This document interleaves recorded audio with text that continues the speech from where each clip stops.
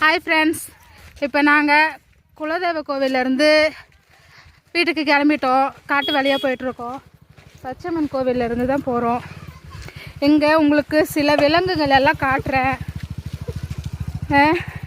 அதெல்லாம் சிங்கம், புலி, கரடி எல்லாமே இருக்குது. அதில் யானை குட்டிக்கு சிலது இருக்குது. ஃபஸ்ட்டு யானைங்க அங்கே இருக்காங்க, கிழவி யானைங்க, வயசானவங்க. ரெண்டாவது யானைங்க அது ஒரு போது பார்த்தியா, மொட்டை யானை.